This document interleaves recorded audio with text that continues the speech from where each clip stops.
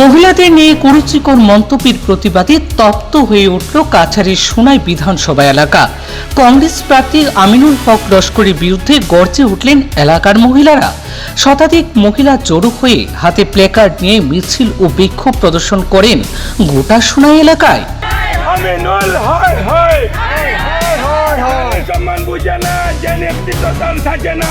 আমিনুল হয় হয় নারীর মর্যাদা রক্ষা করো, কুমন্তব্য বন্ধ করো। আমিনুল হয় হয় ভাষা সামলো, জনতা শুনছে শুনছে শুনছে ভাষা সামলো, জনতা শুনছে শুনছে শুনছে।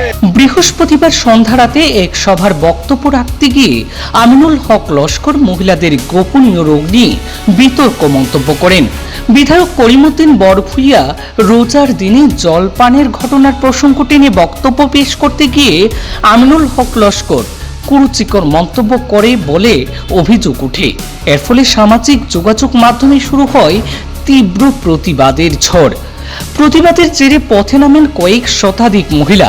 পরে সংবাদ মাধ্যমের সামনে বক্তব্য রাখতে গিয়ে কণিকা দে, শিউলি রানী দাস এবং সারিকা আজমি বরভূঁইয়া জানান, আমিনুর নারীদের সম্মানে আঘাত হেনেছে, কিন্তু তিনি এক নারীর ঘর থেকেই জন্ম নিয়েছেন বটে।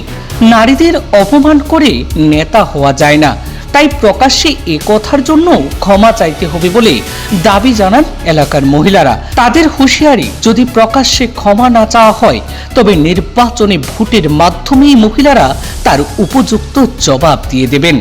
আজকের এই প্রতিবাদী কর্মসূচিতে অংশ নিয়ে বক্তব্য রাখতে গিয়ে সোনাই পুরসভার ভাইস চেয়ারম্যান শেখ শাহরুল আলম, বাঁশকান্দি আঞ্চলিক পঞ্চায়েতের সভানেত্রীর প্রতিনিধি শামসুর ইসলাম বরভূঁইয়া, পুর সদস্য নূর আহমেদ বরভূঁইয়া এবং প্রাক্তন পুর সদস্য রামকৃষ্ণ নাথ সহ অন্যান্যরা বলেন, আমিনুল হক সোনাইয়ের শান্তি সম্প্রীতি বিনষ্ট করার চেষ্টা করছেন। সেই কারণেই তিনি সাম্প্রদায়িক উস্কানিমূলক মন্তব্য করছেন।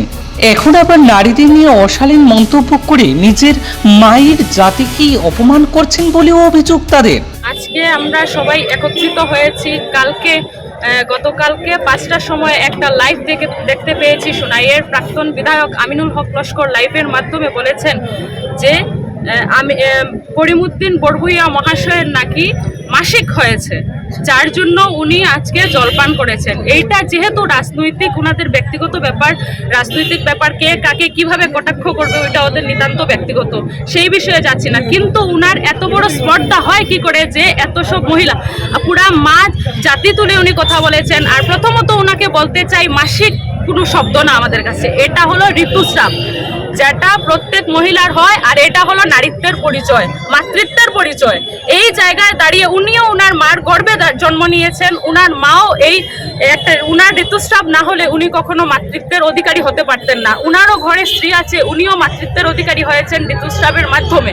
তাই উনি যে কুরুচিকর মন্তব্য করেছেন, এটার আমরা দীর্ঘ নিন্দা জানাই, দীর্ঘ দাবি জানাচ্ছি। উনি যাতে প্রকাশ্যে এসে আমাদের কাছে ক্ষমা চান। পুরা মা জাতিকে উনি অপমান করেছেন, এই অপমানের ক্ষমা চাইতে হবে, নতুবা আগামী দিনে উনি পাবলিকের মাধ্যমে, নারী জাতির মাধ্যমে উনাকে উত্তর দেওয়া হবে, উনি যাতে প্রস্তুত থাকেন।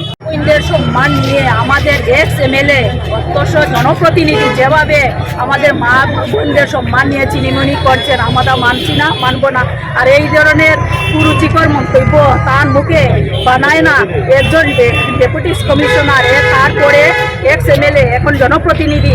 আমরা এই রকম জনপ্রতিনিধি আমাদের দেশে কিভাবে আছে, আমাদের সমাজে কিভাবে আছেন, তানও তো একজন মা বোন আছেন, নিশ্চয় তানও মা আছেন বা বোন আছেন। আমাদের মা বোনদের সম্মান নিয়ে তান এভাবে মন্তব্য আমরা কেউ মানছি না আর মানবও না। আর আগামীতে এরকম মন্তব্য করলে আমরা আন্দোলন করতে হবো। তাই আমাদের সামনে এসে আমাদের প্রকাশ্যে আমাদের কাছে ক্ষমা চাইতে হবে। যেহেতু আজকে পবিত্র রমজান মাস, রমজান মাসে আমরা বাধ্য হয়ে আজকে প্রোটেস্টে আমাদের মা বোনদেরকে নিয়ে এসেছি এখানে।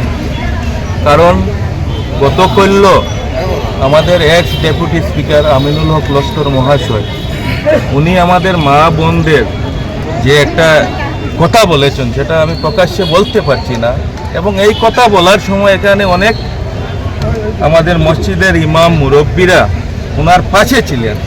উনি ওনাদেরকে পাশে রেখে এই মন্তব্যটা দিয়েছেন, এটা সত্যি দুঃখজনক।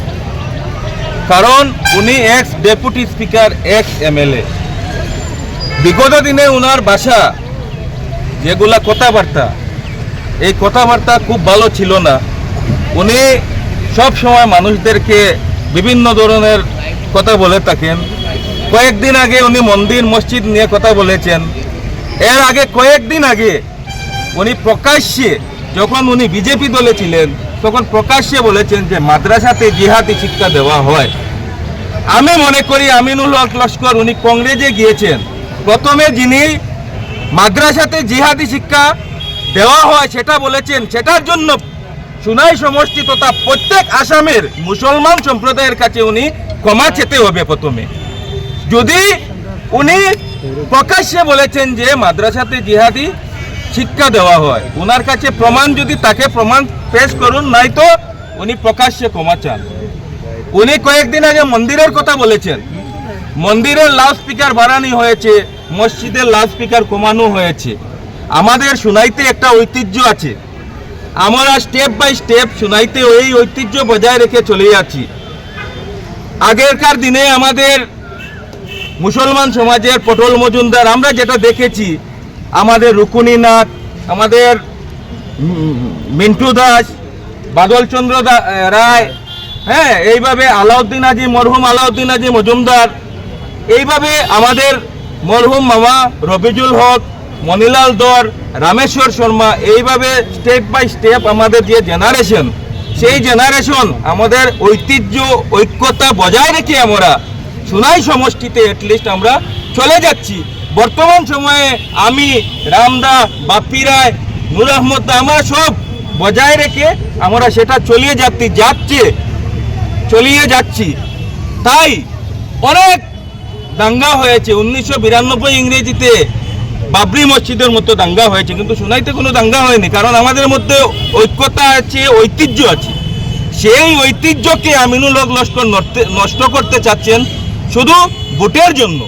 আমি ওনাকে ধিক্কার জানাচ্ছি এবং ওনাকে বলছি, আপনি ভোটে অবতীর্ণ হয়েছেন, আপনি ভোট খেলুন, কোনো অসুবিধা নাই। মন্দির নিয়ে, মসজিদ নিয়ে আপনি রাজনীতি করবেন না, আমাদের মা বোনদেরকে নিয়ে আপনি রাজনীতি করবেন না। আপনি একজন প্রাক্তন ডেপুটি স্পিকার, আপনার মুখের ভাষা আগে আপনি ঠিক করুন, পরে রাজনীতি করুন।